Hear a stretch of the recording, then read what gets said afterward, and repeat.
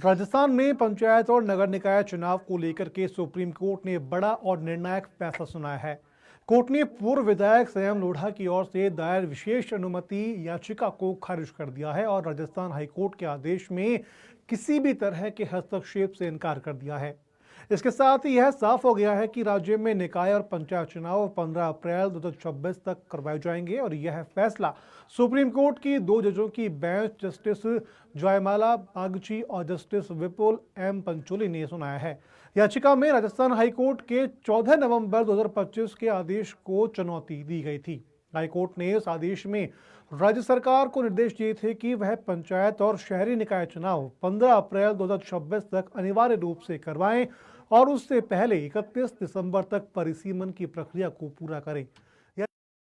लोढ़ा का तर्क था कि संविधान के अनुसार शहरी निकायों का कार्यकाल पूरा होने के बाद तत्काल चुनाव करवाना जरूरी है। उन्होंने कहा था कि परिसीमन को चुनाव टालने का आधार नहीं बनाया जा सकता।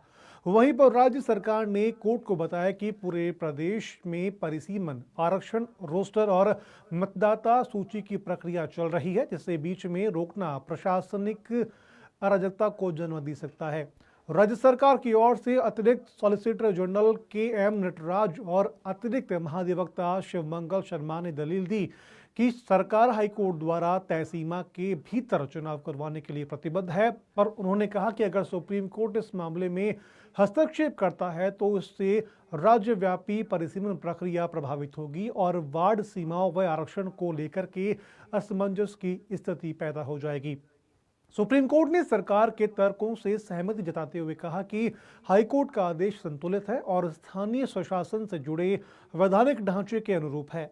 कोर्ट ने माना कि परिसीमन जैसी संवेदनशील प्रक्रिया के बीच में चुनाव करवाने से मतदाता सूची, वार्ड सीमाएं और आरक्षण व्यवस्था प्रभावित हो सकती है, जिससे पूरे राज्य में प्रशासनिक अस्थिरता फैलने का खतरा है। हाईकोर्ट ने अपने आदेश में यह भी स्पष्ट किया था कि एक बार परिसीमन का अंतिम नोटिफिकेशन जारी हो जाने के बाद में उसे अदालत में चुनौती नहीं दी जा सकेगी।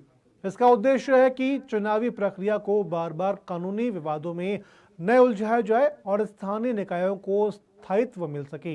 इस फैसले के बाद में अब स्थिति साफ हो गई है कि राजस्थान में पंचायत और नगर निकाय चुनाव तय समय सीमा के भीतर होंगे।